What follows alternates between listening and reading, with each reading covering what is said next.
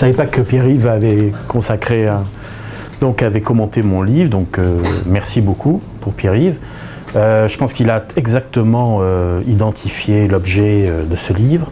Effectivement, c'est une méditation. C'est plutôt une méditation qu'un pamphlet, même s'il y a des passages effectivement très polémiques. C'est une méditation qui poursuit le travail que j'ai engagé depuis 1999. Mon premier livre s'appelait « Comment peut-on être de droite ?» L'eau a coulé sur les ponts, sous les ponts. On pourrait presque dire aujourd'hui comment ne pas être de droite. C'était il y a 15 ans. Voilà. Et surtout, Pierre-Yves a très bien dit, l'objet de mon livre, c'est comment et pourquoi continuer à être français. Le titre du livre peut, dans un premier temps, tromper. C'est bien que ce ne soit pas le but. Parce que quand on voit « La gauche agonise », on se dit « ça va être un livre sur la gauche ». En réalité, le mot le plus important du titre, c'est pas la gauche, c'est quand la gauche agonise. C'est-à-dire que, réellement, l'objet de mon livre, c'est d'essayer de cerner le moment historique que nous vivons aujourd'hui, parce que c'est vraiment un moment historique. Qu'est-ce que c'est qui définit un moment historique? C'est lorsqu'il y a ce que les sociologues appellent, avec dans leur jargon un petit peu barbare, un changement de paradigme. C'est comme ça que je vois ce qui est en train de se produire aujourd'hui. Changement de paradigme, c'est-à-dire un changement de configuration. Et donc, qu'est-ce qui est en train d'arriver aujourd'hui? Eh bien, ce qui est en train d'arriver aujourd'hui, Manuel Valls l'a formulé de sa manière un petit peu à la Hussarde il y a quelques mois, quand il a dit oui, la gauche peut mourir. Et Cambadélis, dans son dernier livre sur nous avons des valeurs, ou la gauche c'est d'abord les valeurs, je ne me souviens plus, enfin le titre, c'était le mot important de son livre, c'était les valeurs. C'est oui, pour la première fois, depuis très longtemps, la gauche, nous ne sommes plus hégémoniques, culturellement et intellectuellement. Donc c'est cet événement qui constitue le centre de mon livre. Pourquoi, comment est-ce arrivé que la gauche n'est plus hégémonique culturellement et intellectuellement, ce dont évidemment je me réjouis.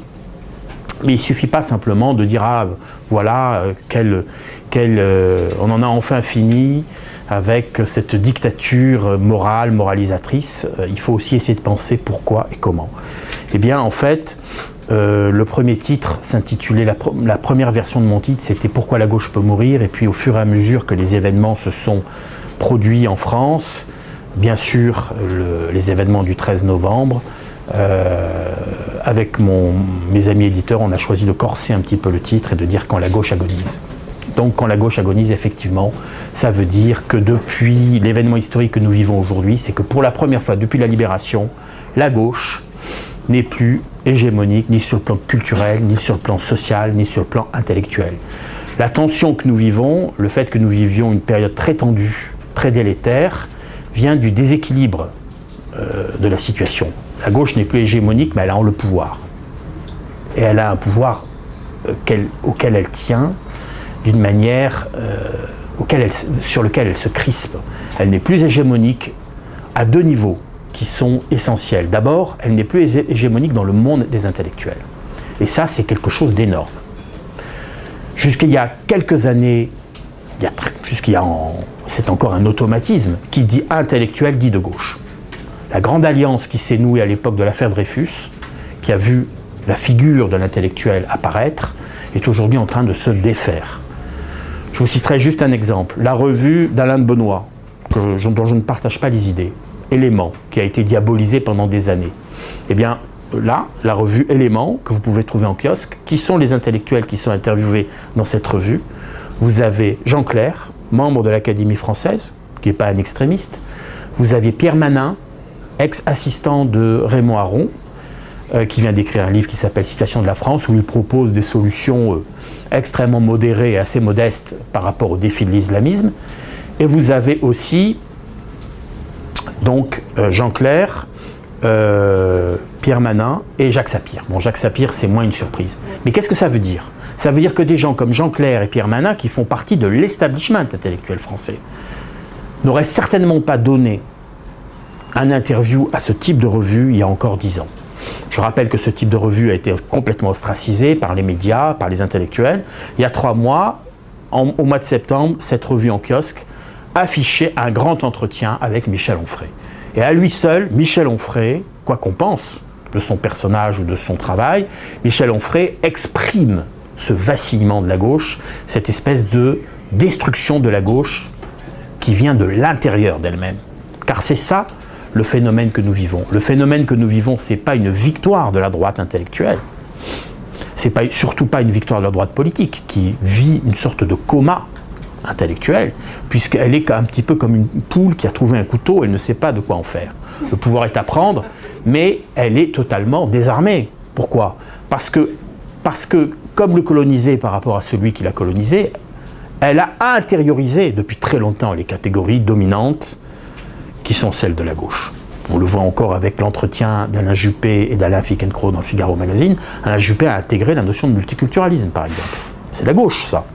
Donc la droite politique vit encore sous la coupe intellectuelle de ce qu'on appelle la gauche et que j'essaierai de définir tout de suite après. Mais je reviens tout de suite à Michel Onfray parce qu'il a représenté véritablement pour la gauche une sorte d'apocalypse, pour la gauche parisienne.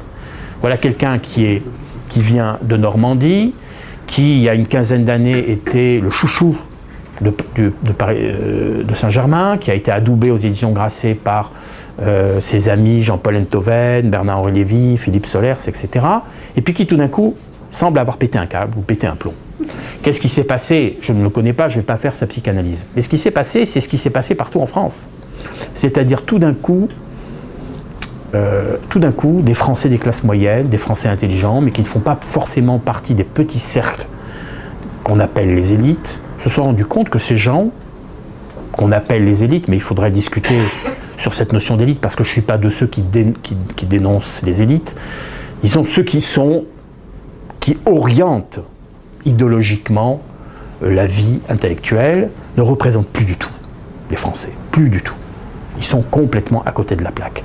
Et il s'est aperçu d'une chose, c'est que n'intègre pas ce petit milieu des élites qui veut. Il faut montrer patte blanche pendant des années, et même ça ne suffit pas, il faut adopter les codes. Et il y a chez lui un Gaulois, quelqu'un qui vient du peuple, et qui a refusé ces codes. Et on a essayé de lui faire payer. Alors, il a commis beaucoup d'erreurs, il a écrit des livres très discutables, notamment sur Freud, il écrit parfois, à mon avis, des bêtises, même si c'est un homme très intelligent, et les gens très intelligents, très souvent, écrivent des bêtises à l'aune de leur intelligence, du coup, qui sont tonitruantes, mais il a violé les codes, il a transgressé les codes, et le milieu l'a condamné à mort. Et ça, on s'en est aperçu. On s'est aperçu du fait que, dans son livre sur Camus, il s'en prenait à Sartre, icône de l'intelligentsia parisienne. Dans son livre sur Freud, il s'en prenait aux lacaniens ou à des petites sectes qui font encore la loi dans certains milieux éditoriaux, dans certaines éditions, et ça, on ne lui a pas pardonné. Et ça, les Français l'ont compris, parce qu'ils ont bien vu comment ça fonctionnait de l'intérieur. Donc, il a été un petit peu, Michel Onfray, le symptôme de cette explosion en vol de la gauche intellectuelle qui ne parvient plus aujourd'hui à régenter son monde. Mais ça, c'est donc l'événement que nous vivons. Alors bien sûr, on a dit, Michel Onfray, il roule pour le Front National, comme on le dit toujours, hein. Il a violé, il a transgressé les codes. Avant lui, on a essayé d'avoir la peau d'Alain Finkielkraut, etc., etc. Ils sont un certain nombre à avoir réussi, finalement. Ils ont passé à travers tout ça, et finalement, ils ont vaincu. Et ça, c'est très très important dans la relation du rapport de force, c'est très important. Alors maintenant, de quelle gauche est-ce que je parle quand je dis la gauche agonise ? Quand je dis la gauche agonise, ça veut dire, d'abord une agonie, ça peut être très long, et c'est pas contradictoire avec le fait que François Hollande puisse être réélu. Je pense qu'il ne le sera pas réélu, peut-être même ne se présentera-t-il pas. Et ça veut dire qu'il y aura une gauche qui va continuer à vivre, parce qu'il faut bien une gauche et une droite, mais que cette gauche a rompu avec ses valeurs historiques. Elle a rompu avec ce qui faisait sa raison d'être, son fond. Jacques Julliard, dans son dernier livre sur l'histoire des gauches, a nommé 4 gauches. Il a fait une sorte d'épistémologie, une histoire des idées de gauche en France depuis la Révolution française, et il a défini 4 grandes sensibilités que je vais évoquer succinctement. Alors la première, c'est la gauche radicale, la gauche révolutionnaire. En France, depuis la dissolution, depuis la quasi-extinction historique du Parti communiste, ceux qui représentent la radicalité à gauche, c'était par exemple le parti anticapitaliste d'Olivier Besancenot. Vous avez pu constater qu'il y a encore 1 an et demi, 2 ans, Besancenot était quelqu'un qui existait dans les médias. Il était très souvent invité. Il avait sa cote de popularité. Vous avez pu constater aussi qu'il a quasiment disparu du paysage. Ensuite, il y a la gauche jacobine, c'est-à-dire une gauche soi-disant souverainiste, mais en fait très internationaliste, héritière d'un radical socialisme intransigeant. Et cette gauche était un petit peu représentée par Mélenchon. Et qu'est-ce qu'on voit ? On voit que Mélenchon, qui a atteint un petit peu son apogée en 2012, où il était devenu une figure omniprésente dans le débat politique et dans le débat médiatique, eh bien cette année, on voit qu'il est en train véritablement de s'affaiblir et de se marginaliser complètement. Enfin, il y a une gauche qu'on peut qualifier de libertaire, qui n'a rien à voir avec les anarchistes de droite et qui n'a rien à voir avec le socialisme libertaire de votre ami Jean-Claude Michéa. C'est une gauche qui est en fait libérale-libertaire, hein, c'est-à-dire qui acquiesce grosso modo à ce qu'on appelle le libéralisme, mais surtout qui est une militante du libéralisme culturel, c'est-à-dire de la remise en cause des interdits, des normes et d'un certain nombre de valeurs. C'est cette gauche-là qui a été extrêmement importante et dominante au moment des débats sur le mariage pour tous. Eh bien, évidemment, la personnalité forte de cette gauche en France, c'est principalement Christiane Taubira. Et elle est en train d'être marginalisée. Voilà, maintenant. Donc d'être marginalisée. Donc je ne dis pas qu'elle va disparaître, au contraire, elle va essayer de se renforcer, mais de fait, cette gauche-là, depuis les événements du 13 novembre et aussi depuis les événements de Cologne, elle est relativement affaiblie dans le paysage politique français. 80% des Français ne souhaitent pas que Mme Taubira ait un destin national, bon, d'après les derniers sondages. Enfin, il reste la gauche libérale, c'est-à-dire celle dont Emmanuel Macron est le brillant symptôme. C'est-à-dire une gauche qui ne voit pas où est le problème, qui ne voit pas où sont les problèmes, et pour qui, fondamentalement, la société dans laquelle nous vivons est une société, c'est le fameux mot de Leibniz, hein, le meilleur des mondes possibles, et que le grand problème, c'est surtout le chômage et l'impuissance économique. Bon, c'est évident que c'est cette gauche-là, libérale, qui va monter au créneau pour défendre ce qui reste de la gauche, avec Manuel Valls. Il y a déjà un duel entre eux. Donc en fait, ce que je veux dire, c'est que la gauche historique, ce que j'appelle la gauche historique, c'est-à-dire la gauche de rupture, qui est la gauche radicale, la gauche révolutionnaire, la gauche anticapitaliste, c'est-à-dire la gauche qui proposait une alternative de société, une alternative de civilisation. Même quand Martine Aubry parle d'une nouvelle civilisation, elle est encore dans cette idée de la rupture. C'est pour ça qu'elle s'oppose si violemment à Macron, qui lui est un brillant gestionnaire. Donc cette gauche-là, effectivement, elle est en train de périr, de dépérir. Va-t-elle périr complètement ? Non, la politique, la réflexion politique, c'est pas la divination, donc on n'en sait rien, hein. Ce sont les hommes qui font l'histoire, même s'ils ne savent pas l'histoire qu'ils font. C'est quand même, l'avenir est ouvert. Mais quand même, là, c'est quand même quelque chose d'énorme. C'est-à-dire que cette gauche-là ne fait plus la loi, et cette gauche-là, l'appareil socialiste est endeuillé de cette gauche-là. Et vous verrez quelque chose de très intéressant. Un symptôme de cette déliquescence, c'est le débat sur la nationalité. Qu'est-ce qu'on a vu lors de ce débat sur la déchéance de la nationalité ? Quand les gens de gauche discutent entre eux, ils ne discutent pas de la pertinence ou non de telle mesure, ils se posent la question, est-ce que c'est de gauche ou pas ? C'est fascinant qu'aucun journaliste ne leur dise, mais attendez, c'est quoi l'objet du débat ? C'est, est-ce que cette déchéance est-ce qu'elle s'impose ? Est-ce qu'elle a un intérêt ? Est-ce qu'elle est pertinente ? Est-ce qu'elle a un sens ? Ou est-ce que la question, elle est de gauche ou pas ? Mais j'en ai parlé dans un débat l'autre soir à LCP. C'est ça qui travaille les socialistes. On n'a tellement plus rien à dire sur rien que si on nous enlève nos derniers petits symboles, à quoi est-ce que nous servons ? C'est ça qui les traumatise. Est-ce que c'est de gauche ou pas ? C'est pas la question de savoir si ça a un sens. Et on peut dire que même si la droite est sous une sorte de coma intellectuel, quand on débat à droite, quand les gens de droite débattent entre eux, ils ne se posent pas la question de savoir est-ce que c'est de droite, est-ce que c'est pas de droite. Ils ont quand même un peu plus de sens commun. Donc on a l'impression que la gauche vit une sorte de déréliction religieuse. C'est-à-dire leurs dieux sont morts, leurs soleils sont éteints, ils sont dans la déréliction, ils sont dans l'errance, Et tout ce qui leur reste, c'est de savoir est-ce qu'on est encore de gauche? Alors qu'est-ce que c'est être de gauche? On a l'impression de curés qui ont perdu leur bon Dieu. Voilà. Donc en fait, et effectivement, la gauche, qu'est-ce que c'est en France depuis l'affaire Dreyfus? La gauche, depuis l'affaire Dreyfus, c'est le clergé. C'est un clergé. Ce sont ceux qui, c'est l'instance du bien. C'est l'instance du bien. Peu importe d'ailleurs. Le mal, c'est toujours l'autre, c'est l'instance du bien. Donc, ce qui est véritablement en train d'arriver, c'est que la gauche, ce qui se prétend la gauche, ce qui se dit la gauche, ne peut plus représenter aujourd'hui l'instance du bien, parce que nous sommes dans un monde où les valeurs se sont brouillées. Je vais juste faire une petite aparté sur la pensée de Michéa, dont je m'inspire un petit peu. Donc, c'est quelqu'un qui a compté dans mon analyse. Hein. J'ai lu, bien sûr, ses ouvrages. La force de Michéa, c'est de montrer la généalogie de cette trahison, entre guillemets. C'est-à-dire que Michéa a très bien montré, puis d'autres avec lui, et Christopher Lasch en particulier. D'ailleurs, j'attire votre attention sur le fait que un texte inédit de Christopher Lasch va être édité qui dit la gauche n'a pas d'avenir, il explique pourquoi. Je pense effectivement que la gauche n'a plus beaucoup d'avenir.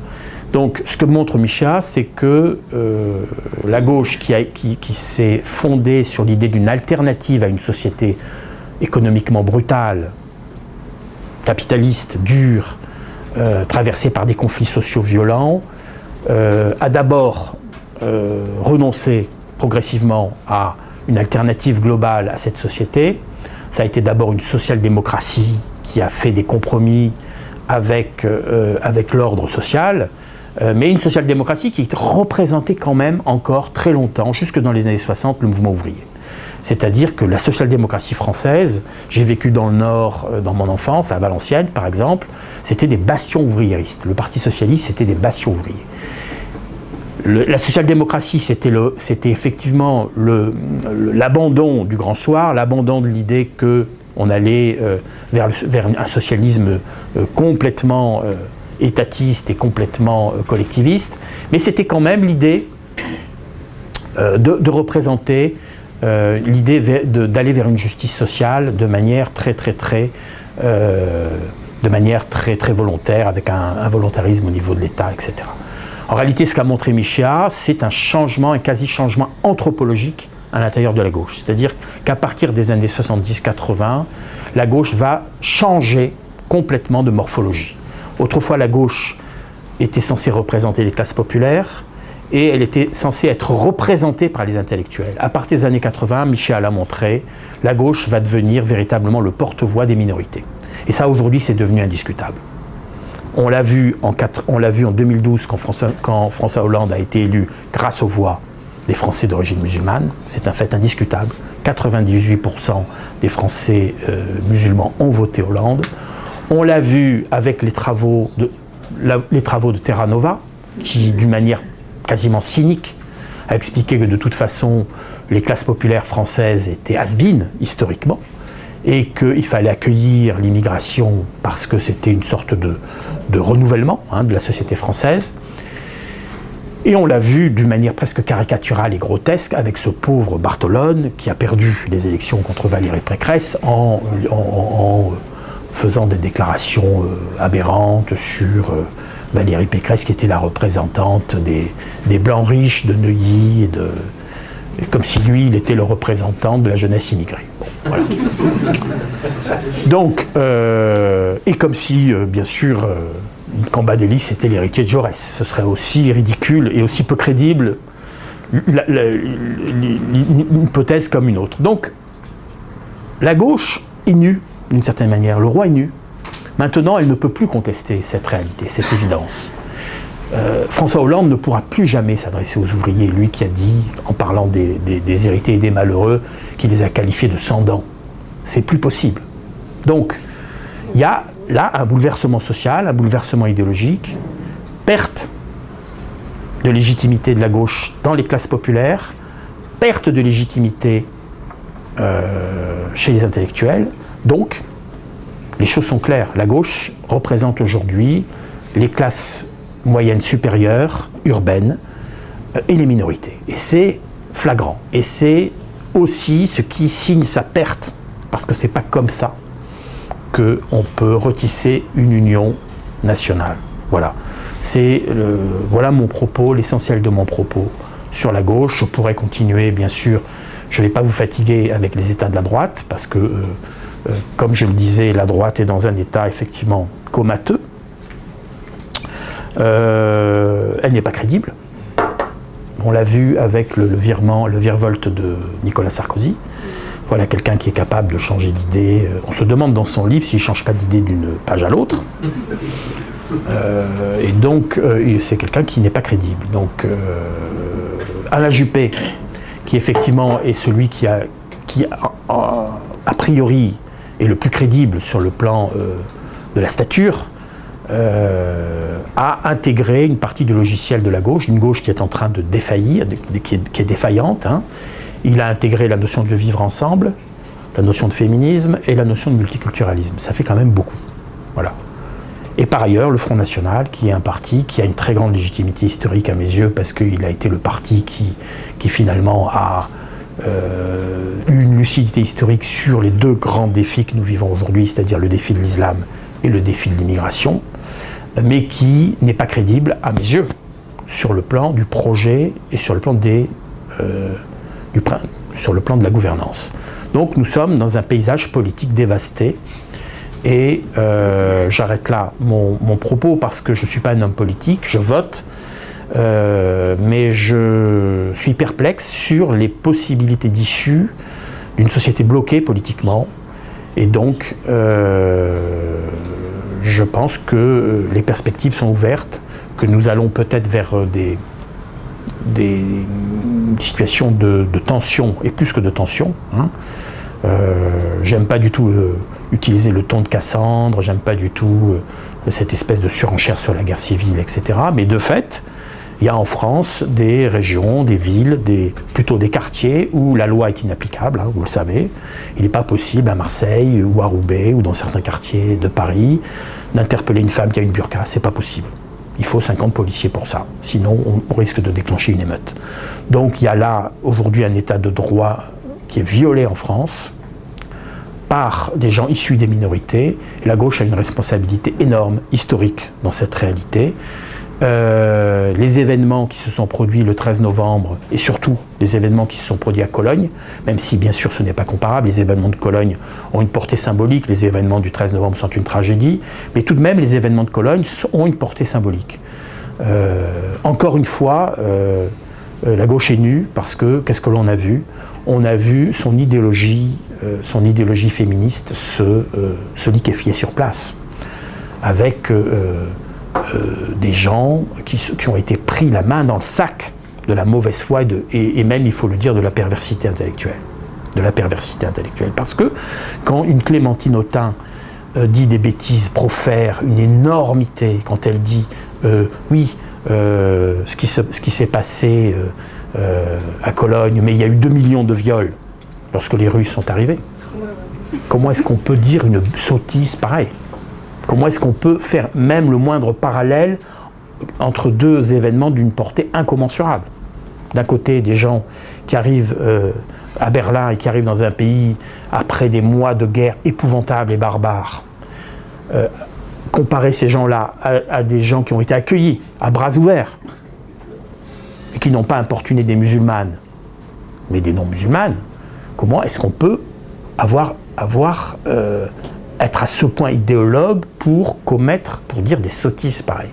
Mais la pire bêtise que j'ai entendue lors de ces débats, c'est certaines idéologues féministes allemandes qui ont dit que ce qui s'était passé à Cologne c'était rien d'autre que ce qui se passait dans n'importe quelle fête de la bière. J'ai trouvé ça savoureux. Et puis, pour la cerise sur le gâteau, ces féministes allemandes qui ont dit mais nous ne sommes pas contre le voile et la burqa, d'ailleurs nous allons en porter pour prouver la liberté des femmes. Donc voilà. Donc en fait, si vous voulez, là on voit la défaite intellectuelle, on voit la défaite de la pensée. Où sont les grands intellectuels de gauche ? En tant que journaliste, je peux en témoigner, nous n'en trouvons plus. Quand nous faisons un débat, mais le peuple de gauche sur le plan de l'intelligentsia, c'est totalement raréfié. Quand nous faisons un débat, il n'y a plus de grands intellectuels de gauche en France. Ils ne sont pas de droite, mais ils ne sont plus de gauche. Vous prenez Régis Debray, vous prenez Marcel Gauchet, vous prenez des gens comme ça, ils ne sont plus de gauche. Et c'est presque pathétique. C'est presque pathétique quand nous organisons un débat, quelqu'un qui assume le bilan du gauchisme culturel, ils ne sont plus très nombreux. Donc, il y a véritablement une situation qui est inédite, qui est exceptionnelle, et qui en même temps n'est pas enthousiasmante du tout. Parce que la droite qui a été colonisée par la gauche intellectuelle depuis si longtemps, ne semble pas capable de penser par elle-même. Il y a là un véritable déficit. Et je vais conclure là-dessus. Je pense que le défi de la droite, pour moi la droite politique commence, si vous voulez, à des gens comme Pécresse ou Wauquiez, et puis se termine ça va jusqu'à Marion Maréchal Le Pen, ça passe par des gens comme Mariani, comme Philippot, comme Dupont-Aignan. Il se trouve que cette droite est très hétérogène, comme vous le savez, elle est terriblement hétérogène. Il y a la droite qui est souverainiste, il y a la droite qui est plutôt libérale et plutôt européenne, mais de moins en moins. De moins en moins. Je vois de moins en moins, j'entends de moins en moins des gens comme Wauquiez défendre l'Europe. Il a écrit un livre sur l'idée qu'il fallait que l'Europe se restreigne, que l'Europe à 28, c'était pas crédible. Donc, il y a aussi des gens qui prennent l'union nationale. Je trouve que sur l'idée, je trouve que c'est une belle idée, c'est une bonne idée, dans le sens où la dernière fois qu'il y a eu une union nationale, c'était l'union sacrée.